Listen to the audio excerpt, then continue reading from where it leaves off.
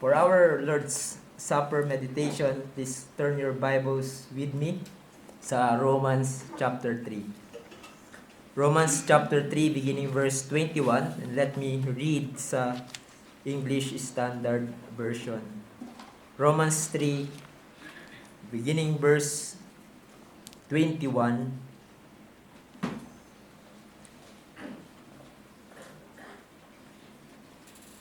Paul said, "But now, the righteousness of God has been manifested apart from the law. Although the law and the prophets bear witness to it, the righteousness of God through faith in Jesus Christ for all who believe.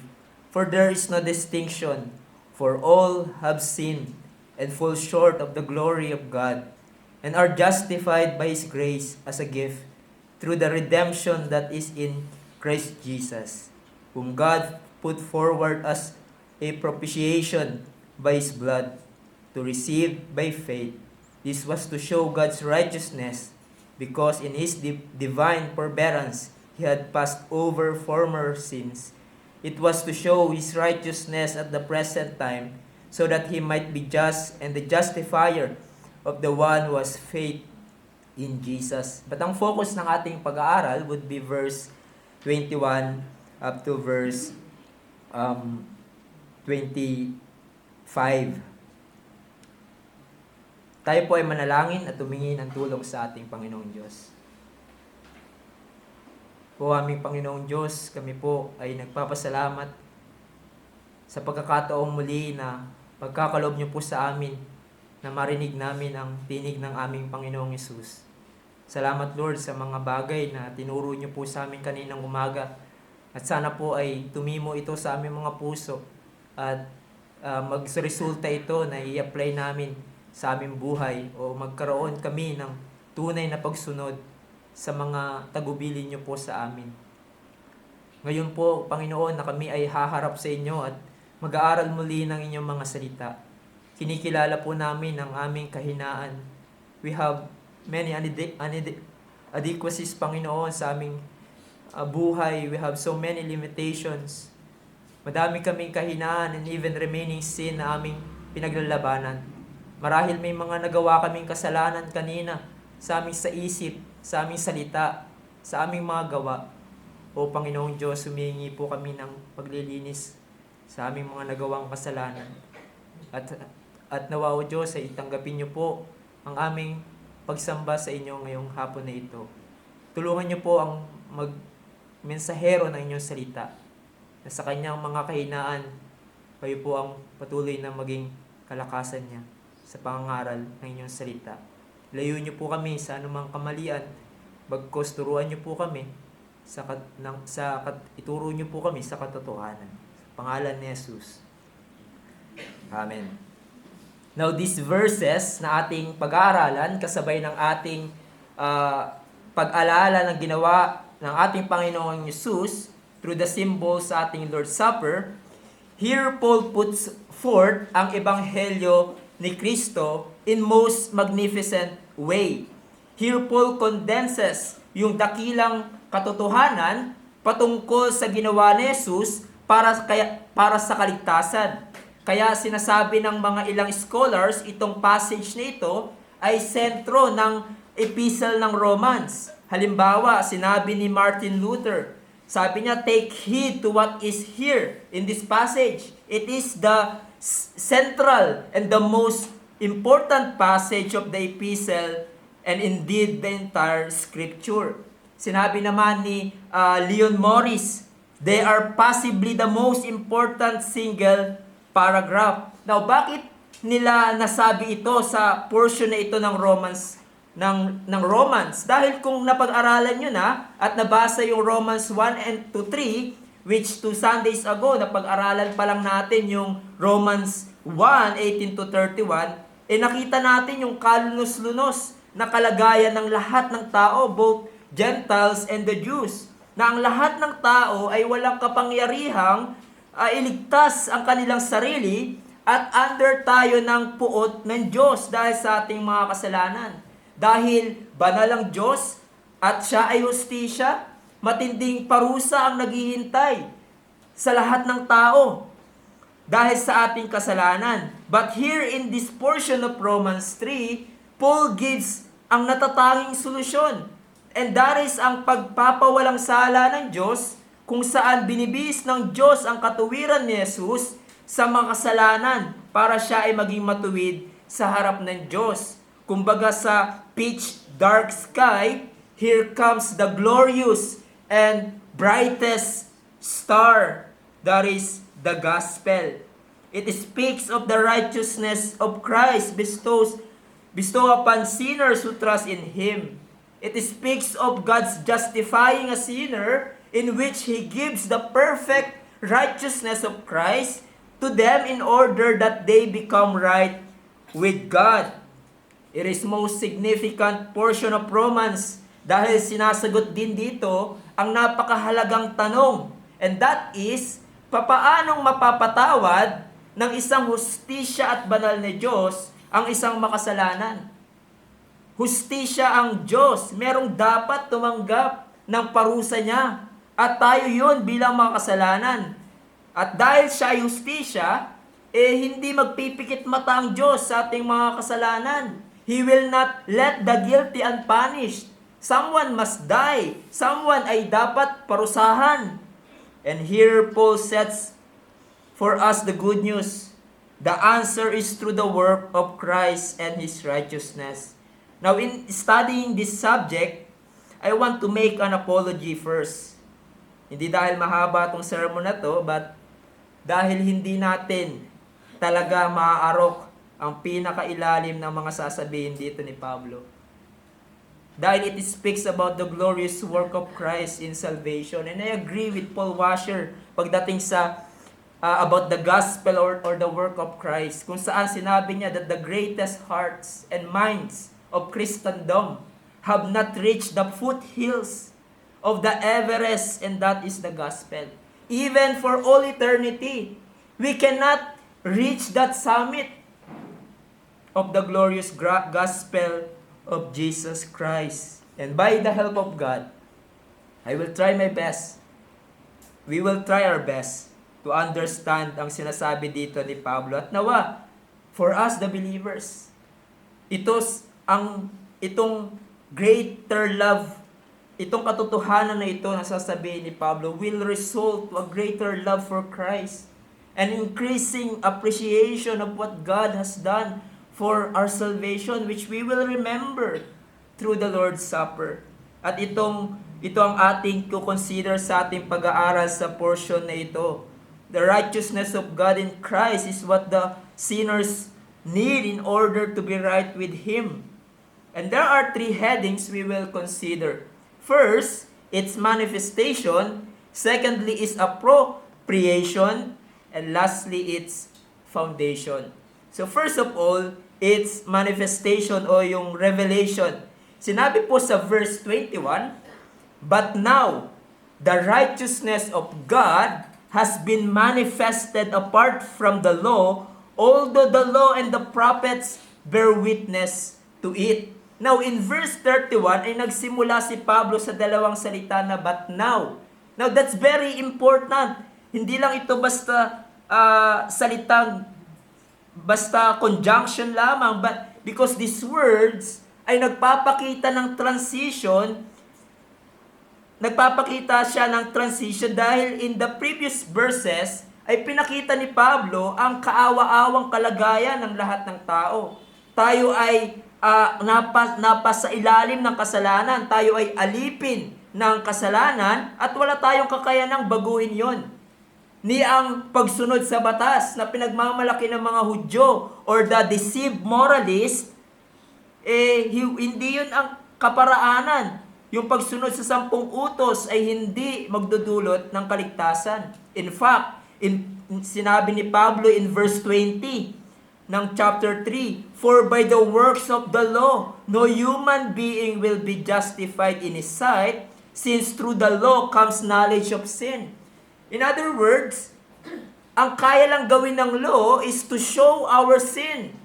Ito ay parang salamin na nagpapakita sa atin ng ating karumihan. ng ating pagiging makasalanan na sa ating sarili. We cannot save ourselves. At hindi natin makakamtan ang acceptance sa Diyos o pagiging matuwid sa harap niya by obeying the law. Spurgeon puts it in this way: the object of the law of God is not to cleanse us, but to show us how much cleansing we need, to reveal our disease and not to find remedy for it. But Paul gives us hope sa mga susunod na talata dahil sasabihin ni Pablo, God has something on behalf of sinners. We cannot on our own save ourselves and be right with God. We cannot on our own set ourselves free from sin and its punishment. But now, possible na to be saved from sins. But now, possible na mapalaya tayo sa tanikala ng kasalanan dahil merong ginawa ang Diyos on behalf of sinners. Kaya nga yung two words na ito, but now, as one commentary puts it, it denotes God's gracious intervention. And just to make an illustration, imagine sumali kayo sa isang liga ng basketball sa inyong barangay, yung team nyo ay sunod-sunod yung talo, 'di ba? Kung sa Tagalog pa, mga banu yung kakampi mo. Palagi kayong tambak sa inyong laban. And then narinig nyo, dumating si Junmar Pajardo, no, the Kraken, isang magaling na PBA player, at siya ay naatasan mailagay sa inyong team. Yung team nyo na dating horrible, but now, meron na kayong pag-asa. Now you have victory. Sa pagdating ng PBA player na ito, biglang nagbago yung inyong kalagayan. In a greater and most important way, Jesus Christ has changed our situation. God intervened through Jesus Christ on behalf of sinners at nabago ang ating kalagayan. We were once losers. We were once lost and without hope. But now, God has done what we could not do for ourselves. At ito ang sasabihin ni Pablo sa susunod na mga talata. He said, the righteousness of God has been manifested apart from the law. And what is the righteousness of God? Well, napag-aralan na natin to sa Romans 1:17, remember? And these words ay one of the themes of the book of Romans. And simply stating, the righteousness of God ay katuwiran na nagmumula sa Diyos in Christ Jesus.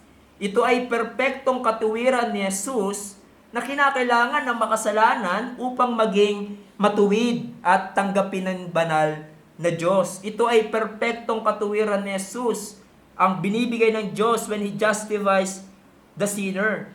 At sinabi ni Pablo na ito ay hiwalay sa batas, apart from the law, or holy without the law, or holy without the aid of the law. So ito ay nagpapakita sa atin na ang pagiging matuwid sa harap ng Diyos o pagiging accepted before God ay hindi makakamtan sa pamamagitan ng pagsunod sa batas o sa paggawa natin ng mabuting bagay. Following the rules, following the you shall and shall not, ay hindi ka maliligtas. Kaya nga yung pagiging legalistic, di ba, yung striktong pagsunod sa batas, katulad ng mga Pharisees, it crushes people. Ang realidad, ito ay pabigat sa tao. It does not truly liberate them. It is in fact false gospel. For the Bible says, no one ang maliligtas by his own works and obedience to the law. Now, by saying this, Paul is not disrespecting the law of God or the Ten Commandments. In fact, this passage and verse 20 of chapter 3 display its importance. Tulad na sinabi ko, the law shows us our need for the Savior. The law says, you cannot be right with God through obeying me. You are a sinner and deserving of God's wrath. You need a Savior. You need a righteousness outside of yourself. And apart from me, the law, ay hindi ka maliligtas ng batas. Sinabi ni Pablo, for all have sinned and fall short of the glory of God, or fall short of God's perfect standard. Now, let me talk to you, my friends. Hindi mo pwedeng may pagmalaki at sabihin, well, mabuti naman akong tao, no? Mapagmahal akong magulang sa aking mga anak, mabait akong kapitbahay sa lugar namin, mabuti akong katrabaho, hindi ako nandadaya sa work, wala akong masyadong tinatapakang tao. You see, di mo nyo napuna, more on ang unbelievers, nakatuon dun sa second part of the Ten Commandments. Mahalin mo ang iyong kapwa, gaya ng pagmamahal mo sa iyong sarili. Yan ay mabuti, dapat nating gawin yan. But huwag mong kalimutan, the first part of the law. You have the duty before God. At yan ang madalas hindi pinag-uusapan. Yan ang madalas hindi ini-evaluate sa kanilang buhay. You shall love the Lord your God with all your heart, mind, soul, and strength. And we can summarize the first part of the law in that way, katulad ng ginawa ni Jesus. What's the greatest commandment? Loving the Lord your God with all your heart, soul, mind, and strength. Totoo ba yan sa iyong buhay, my friends? Totoo ba ito sa iyong buhay that every ounce of your being is for Him? To love Him. At kung magiging honest ka sa iyong sarili, masasabi mong bagsak ka sa utos na yan ng Diyos. At kailanman ay hindi ka magiging katanggap-tanggap sa kanyang harapan. Kaya tunay ang sinabi ni Pablo, all have sinned and fall short of God's perfect standard. No one seeks for God. No one truly love God. At nararapat ng parusa ng Diyos. But here's the good news. The righteousness of God revealed in the gospel. In other words, ang katuwiran na kinakailangan mo para maging katanggap-tanggap sa Diyos ay matatagpuan kay Kristo Jesus. Ito ay pinagkakaloob ng Diyos sa mga makasalanan. Magtitiwala kay Jesus. Kung ikaw ay mananampalataya sa Kanya, ikaw ay bibihisan ng perpektong katuwiran ni Jesus that will cover all your unrighteousness and you will be accepted with God. How is this possible? Well, dahil sa ginawa ni Jesus, he lived a perfect life. Sinunod niya ang lahat ng batas at ng utos ng Diyos na dinidemand niya para sa atin. Keeping all the commandments on behalf of His people. Siya ang tumupad ng ating paglabag sa batas ng Diyos. And on the cross, He paid the debt and punishment we deserve because we are the lawbreakers and disobedient. At ang kanyang kamatayan ang naging bayad pantubos sa lahat ng kasalanan.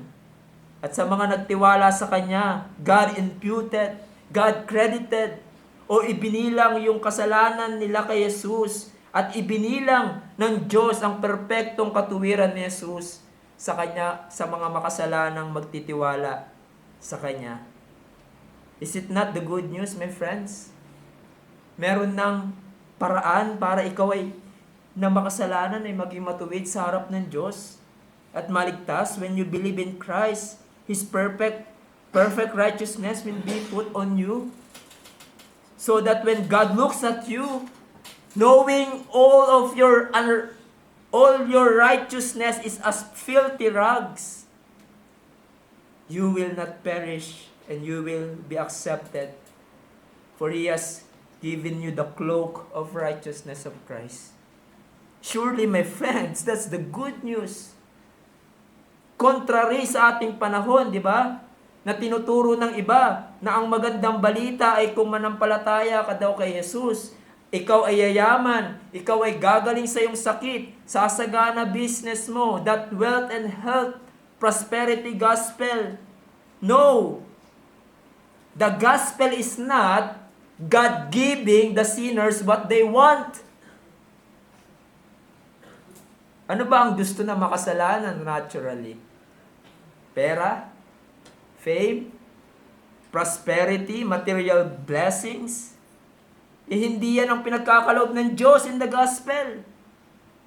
Bagkos ang pinagkakaloob niya, ang tanging sagot sa pinakamalaki mong problema na kasalanan, walang iba kundi ang katuwiran ni Jesus. Upang ang isang makasalanan na magtiwala sa Kanya ay mabibihisan ito at tatanggapin ng Diyos bilang mga matuwid. And so we plead to you, my friends, come to Christ and repent of your sins. At ikaw ay maliligtas. Si Jesus ang tangi mong kailangan upang ikaw ay masuotan ng katuwiran ni Jesus upang maging katanggap-tanggap sa Diyos. Now, moreover, sinabi ni Pablo, the righteousness of God has been manifested apart from the law, although the law and the prophets bear witness to it. Now, when Paul speaks about the law and the prophets, he's referring to the Old Testament as the whole and the Old Testament prophets.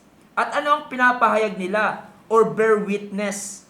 Na yung kaligtasan, yung paggawad ng Diyos ng katuwiran ay hindi sa pamamagitan ng obedience to the law. Dati ng katuruan yan, sinasabi ni Pablo. This is not a new idea. Even ang lumang tipan, pinapahayag that yung justification and being right with God has always been by faith apart from works of the law.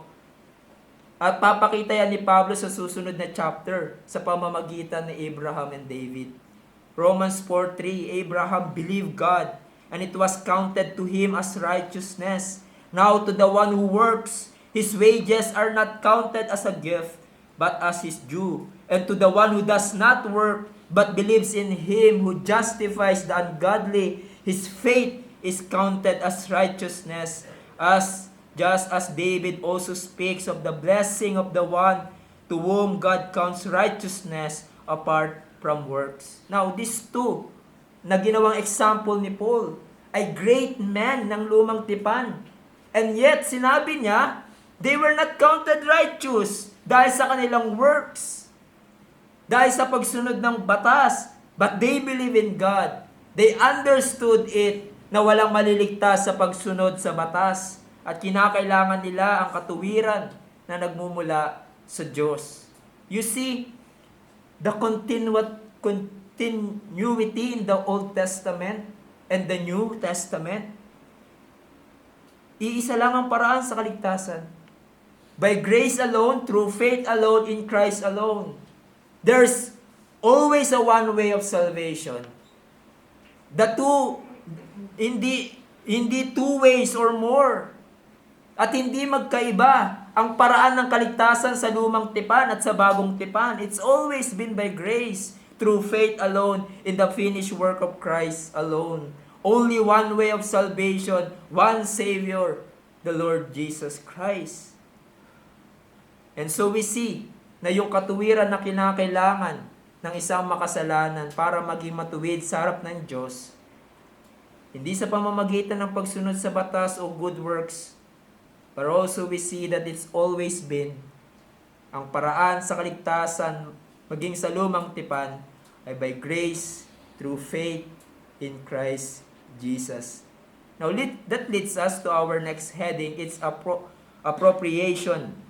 Dito ay sinasagot natin ang tanong na paano ba mailalapat sa isang makasalanan ang katuwiran ni Jesus? Paul said in verse 22b, through faith in Jesus Christ for all who believe. For there's no distinction, for all have sinned and fall short of the glory of God. So this passage ay nagtuturo sa atin ng isang napakahalagang katotohanan. And that is ang kaligtasan, ang katuwiran na kinakailangan natin ay makakamtan sa pamamagitan ng pananampalataya. Faith alone. In other words, ang instrumento by which we obtain the righteousness of Christ ay walang iba kundi ang pananampalataya o trust. It is the means by which the righteousness of Christ is bestowed upon sinner.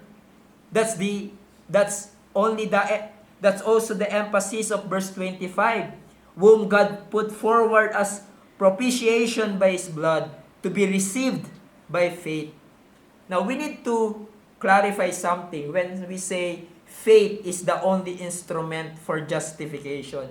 Hindi ibig sabihin nito na faith in itself ang nakapagliligtas.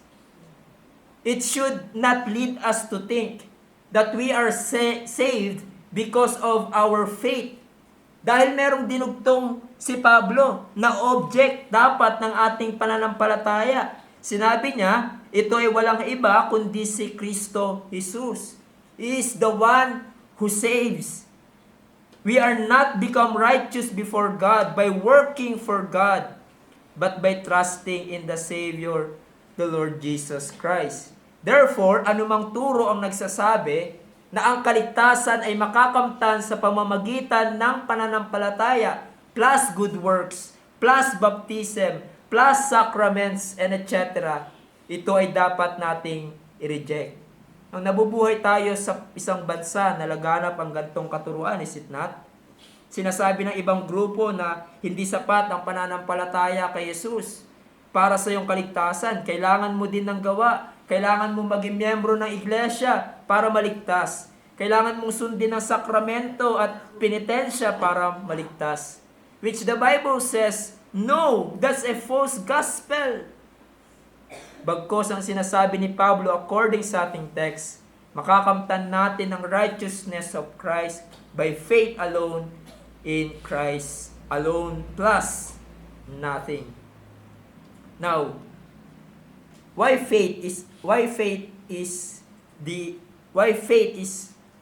only instrument for justification? Why faith is yung natatanging instrumento for justification? Bakit hindi repentance? Bakit hindi love? It is the only instrument for justification. Why God selected faith and not some other graces as instrument of justification? Now, hindi dahil ang faith is a gift.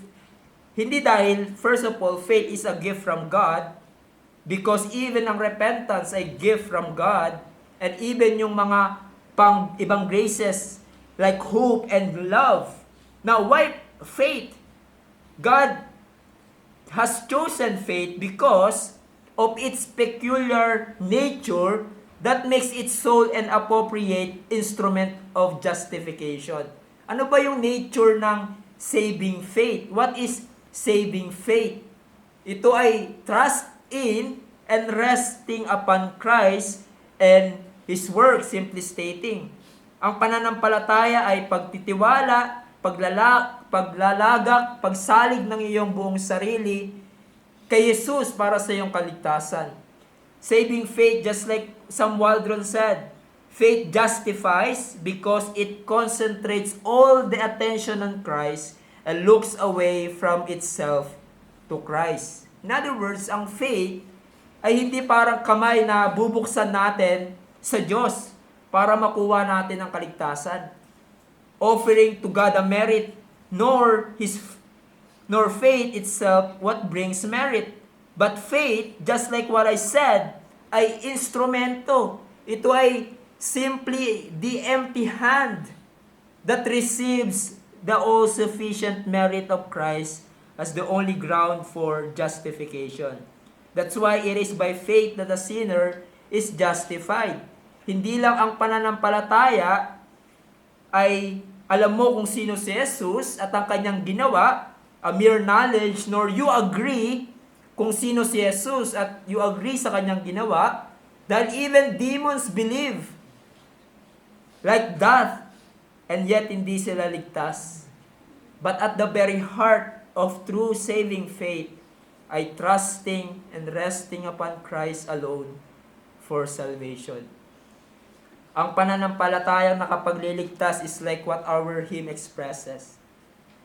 Nothing in my hand I bring, simply to the cross I cling. Naked come to thee for dress, helpless look to thee for grace. Ito ay full reliance kay Jesus at sa kanyang ginawa para sa kaligtasan. Ganyang klaseng pananampalataya ang instrumento para matanggap ng isang makasalanan ang katuwiran ng Diyos. Then Paul gives a reason kung bakit the righteousness of God is received through faith in Christ alone. Sabi niya, for there is no distinction or difference, for all have sinned and fall short of the glory of God. Lahat tayo, Hintil o Hudyo, ay kinakailangan ang Ebanghelyo, lahat ng makasalanan, upang maging matuwid sa harap ng Diyos. The Jew has no special privilege, and the Gentile is at no disadvantage. Lahat ng tao ay nararapat sa parusa ng Diyos dahil lahat ay nagkasala at hindi nakaabot sa kaluwalhatian ng Diyos. Hindi natin naabot ang perfection na dinidemand sa atin ng Diyos. Now, it is important to note that in the Greek tense na ginamit dito ni Pablo sa salitang fall short ay nasa tinatawag na present active tense. Meaning, ito ang patuloy na realidad at kalagayan ng isang makasalanang nabubuhay dito sa mundo. Bawat tao sa mundo except our Lord Jesus Christ, the God-man, ay hindi perpektong nasunod ang batas ng Diyos, but not only ang batas ng Diyos, but also God's moral glory and excellence, which He requires of us bilang mga image bearer niya. Hindi natin kailanman maaabot dahil we transgress, we have sinned against God. But praise be to God, gumawa mismo ang Diyos ng paraan para tayo ng mga makasalanan ay maging matuwid sa harap ng Diyos. And that is through the work of Jesus Christ on behalf of sinners like you and me. Now, ang isang mga popular na concept at paniniwala sa ating panahon ay yung sinasabi nila na God helps those who help themselves. It is a popular concept, but it is not the gospel. It is not in the Bible. Ang Diyos ay hindi parang self-help guru na tumutulong sa atin to improve ourselves. But rather, God is the gracious Savior who saves those who cannot save themselves. Yan ang magandang balita. Lahat tayo ay nagkasala at ni isa sa atin ay walang magagawa para tanggapin ng Diyos at maligtas. No amount of good works can save us. We have no hope at nararapat tayo sa impyerno magpasawalang hanggan. Tama lang na magpasawalang hanggan ng parusa ang tanggapin natin. We cannot say unfair naman ng Diyos, paparusahan tayo eternally. No, because we have sinned against the holy God and eternal God. We deserve eternal punishment. But God is so gracious and loving na siya mismo ang gumawa ng paraan para tayo ay mapawalang sala at maging matuwid sa kanyang harapan. And so that leads us to our final heading, its foundation. Ano ang basis o foundation ng pagiging matuwid sa harap ng Diyos? Verse 24, and are justified by His grace as a gift through the redemption that is in Christ Jesus, whom God put forward as propitiation by His blood to be received by faith. So here Paul tells us kung anong ginawa ng Diyos through Christ on behalf of sinners para sila ay maging matuwid. Paul said, are justified by His grace as a gift. No, so here Paul speaks about justification o pagpapawalang sala ng Diyos sa makasalanan. And again, ang justification, pagdating sa kaligtasan, ang Diyos ay dinedeklarang wala ka ng kasalanan, napatawad ka sa lahat ng iyong pagkakasala, at tinuturing ka ng matuwid sa harap ng Diyos. Ini-establish ka ng Diyos na matuwid sa kanyang harapan by declaring you as righteous, just as if never kang nakagawa ng anumang pagkakasala. Just as if never mong nalabag ang batas ng Diyos. Diba? Unlike sa human court, na ang idea ay kung inakusahan kang nagkasala, pero napatunayan kang walang kasalanan, sa mata ng batas, ikaw ay dineklarang hindi nakagawa ng kasalanan. Pero akusado ka pa din.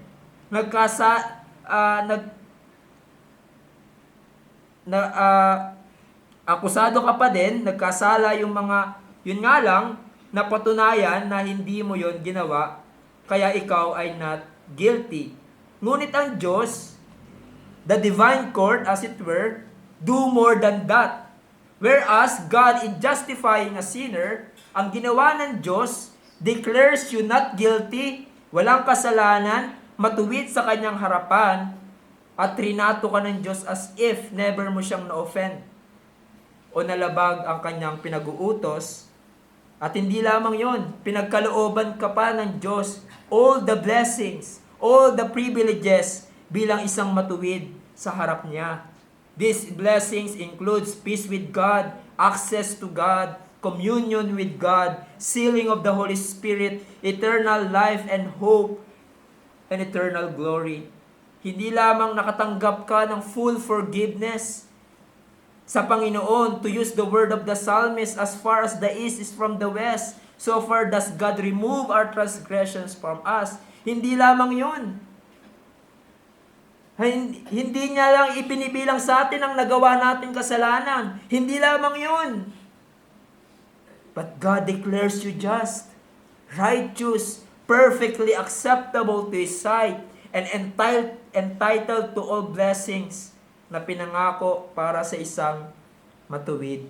J.I. Packer puts it in this way. Pagdating sa justification, the bestowal of righteous man's status and all title and a title to all the blessings promised to the just. Kung gagamitin natin yung Westminster Shorter Catechism, question 33, sinabi doon, what is justification?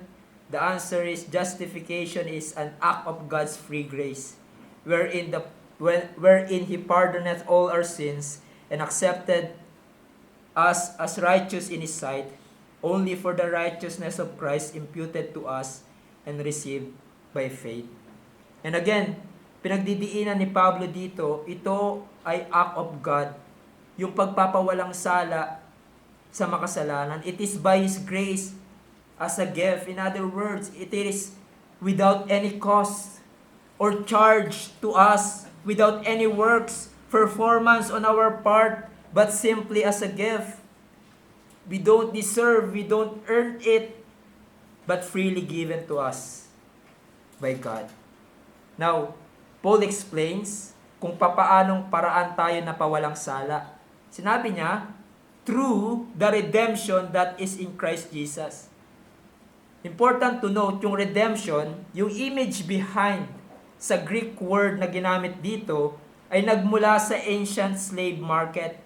It means paying the necessary ransom to obtain the prisoner or slave's release.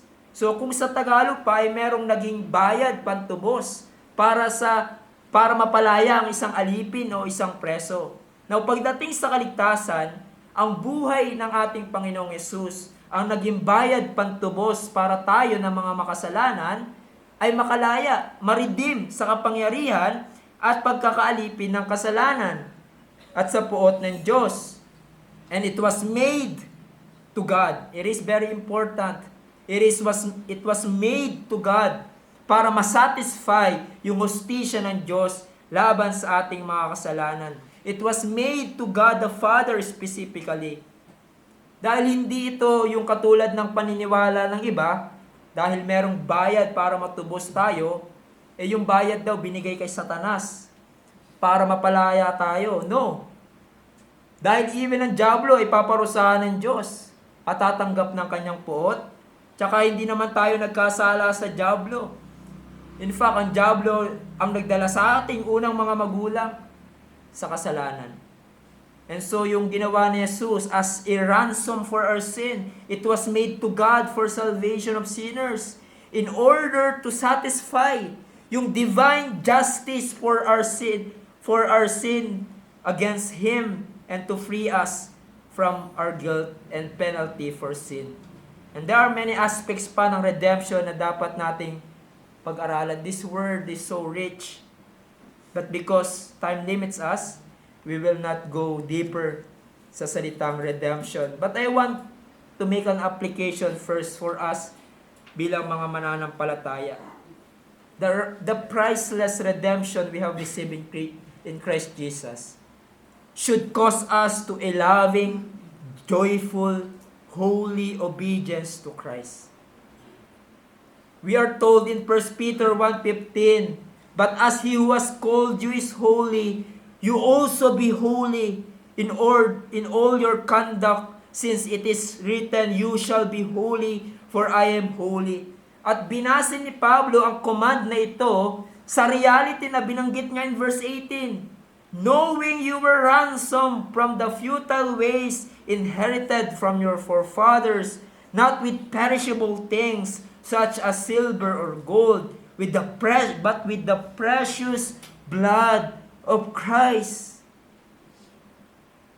Paul said the same thing sa pag-motivate niya sa mga believers in Corinth to forsake their sins, specifically the sexual immorality, a sin against their own bodies. He said in 1 Corinthians 6:20, "You are not your own, you were bought with a price. So glorify God in your body."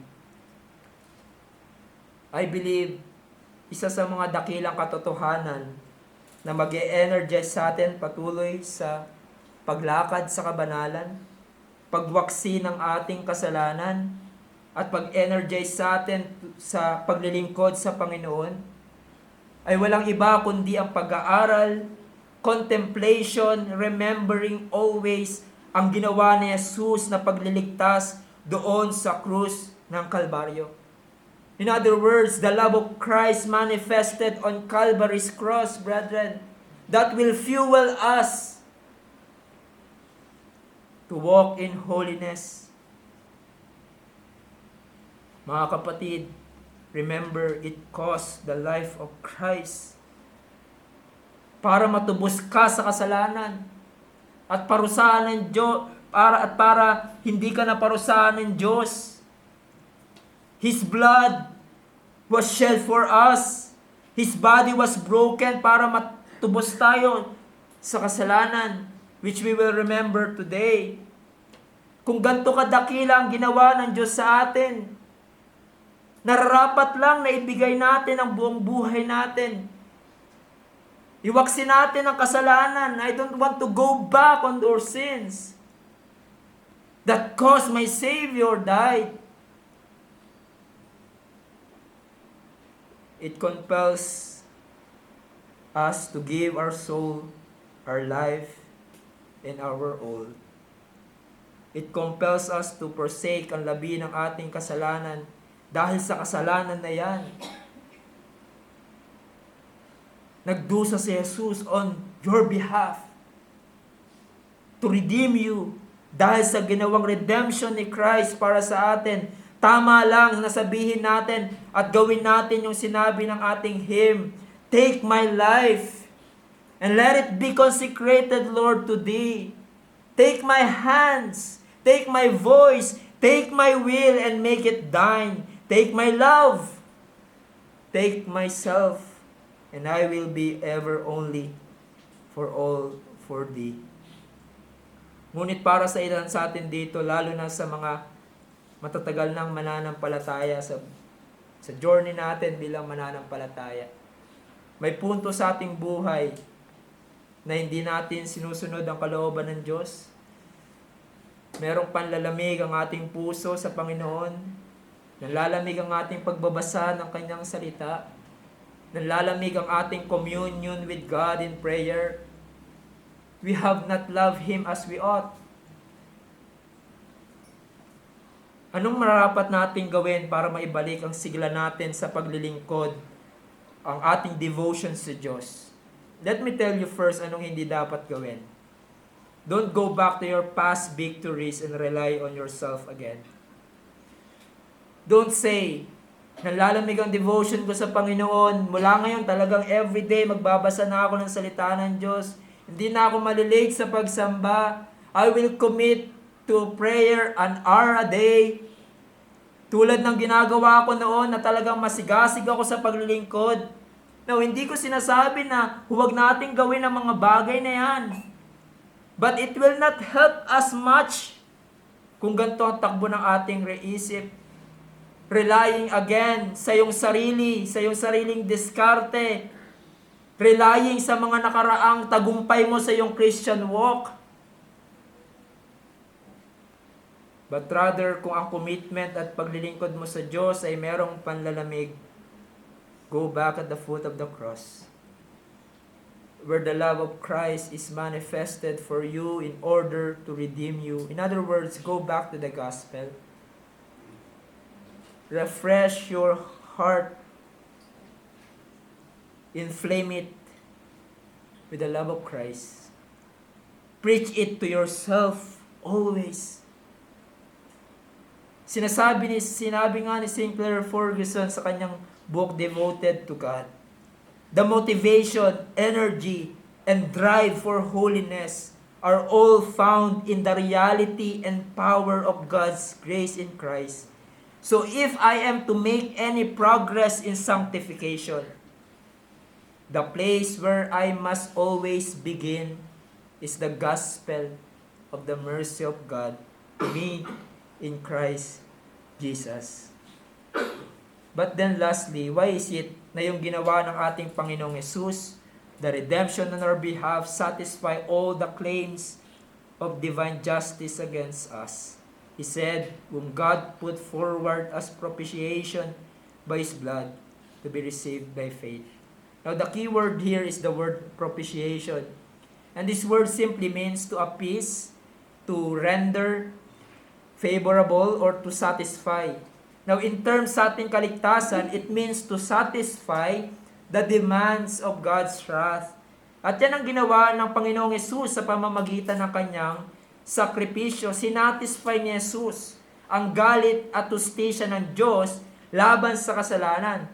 Dahil hindi maaaring gawin ng Diyos na basta na lang malibre ang nagkasala. Kailangan merong magbayad at maparusahan. Kailangan mabuhos ang puot ng Diyos laban sa makasalanan. And here's the good news. God the Father made Christ to be sin, who knew no sin, so that in Him we might become the righteousness of God. Si Kristo ang naging kahalili natin, substitute, at dinala niya ang puot ng Diyos na nararapat para sa atin. He paid the penalty that was due for our guilt to satisfy the demands of God's justice against us. Siya yung naging wrath absorber or appeasement who stopped God's anger towards us who believe in Christ. And you know, at medyo nabanggit to kanina, the wonder of all wonders in this passage is that the plan of redemption ay plano ng Diyos Ama, in-accomplish ni Jesus, and in-apply ng banal na Espiritu sa mga mananampalataya. Meaning, there's unity and purpose sa ginawang pagliligtas ng Diyos sa atin. It says very clear in our text, whom God the Father, put forward as a propitiation by God the Son, His blood.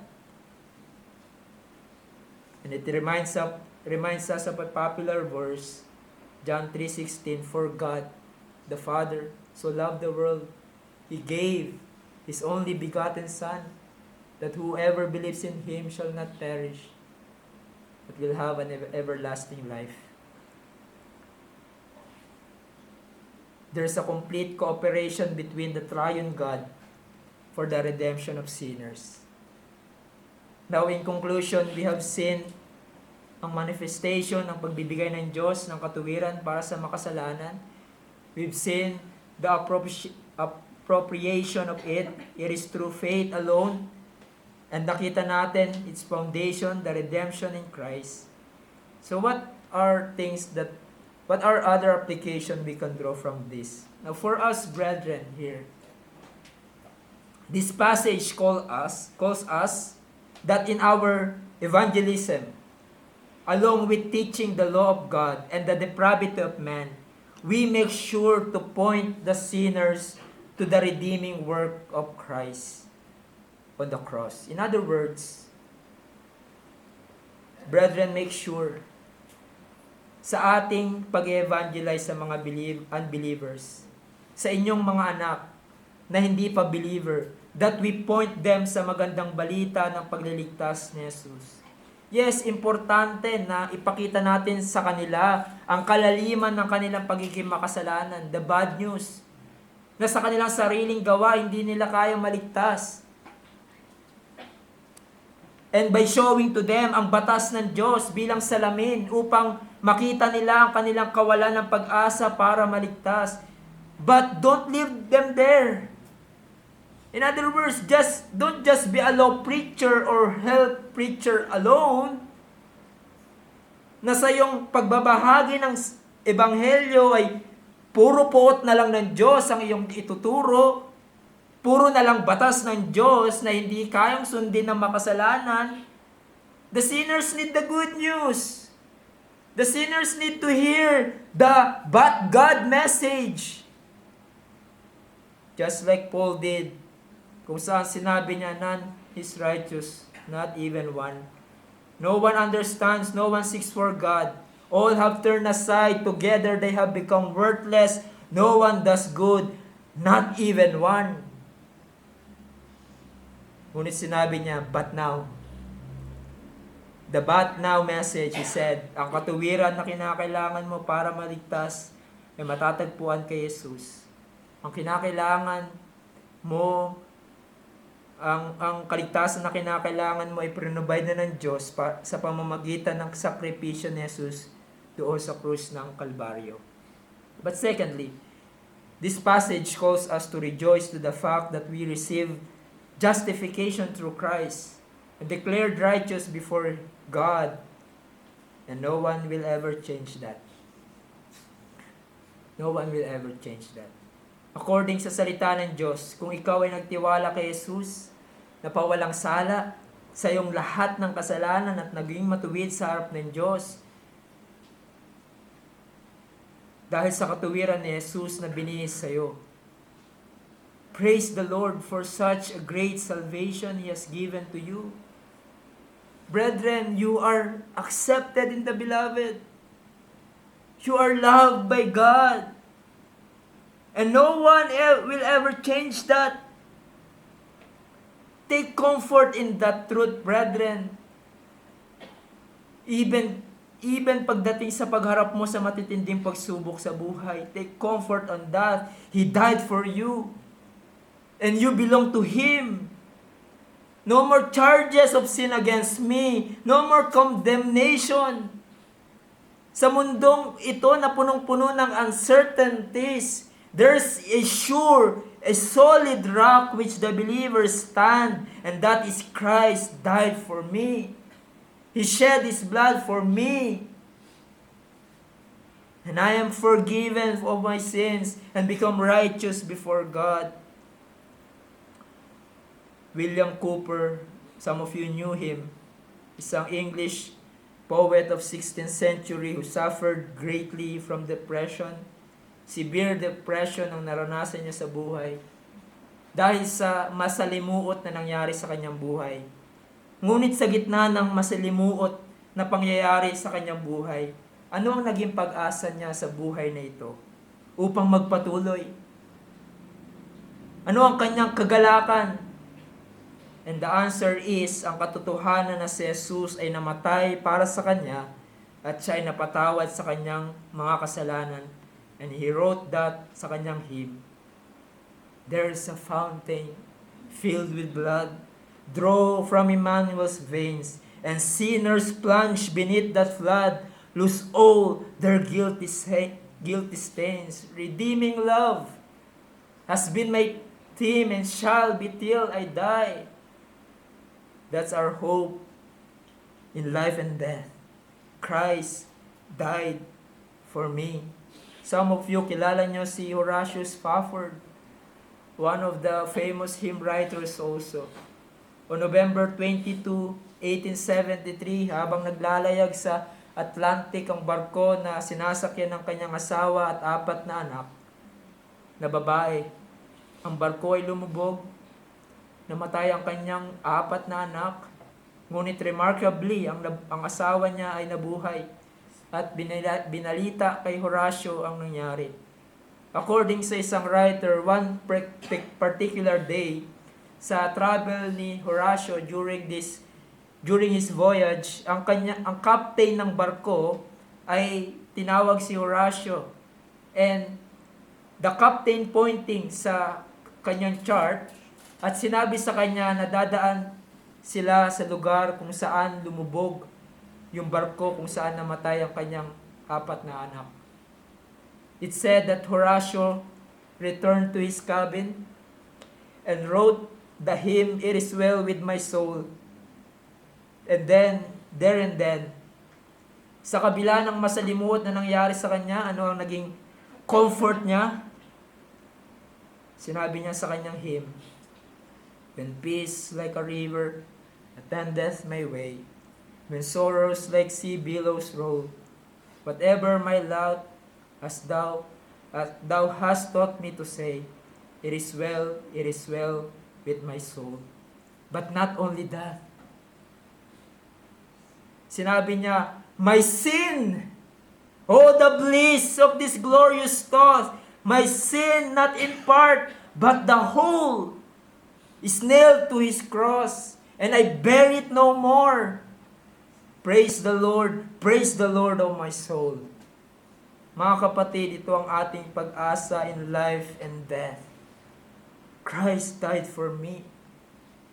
And some of you here need to be reminded of that. Maybe some of you struggling in your Christian life. Maybe some of you facing difficult situation in your life. Marahil ang encouragement para sa inyo is to remember God loves you in Christ. Christ died for me. Christ loves me. And nothing can separate me from His love. At sa pagharap natin sa Diyos, sa kamatayan man o sa pagbabalik ni Jesus, sa pagharap natin sa judgment bar of God, He will receive us. He will welcome us to enter sa everlasting joy in heaven with Him, because Christ died for me and clothed me with His righteousness. Even the grave has no power for those who are clothed with the righteousness of God. Nothing can separate us with the love of Christ.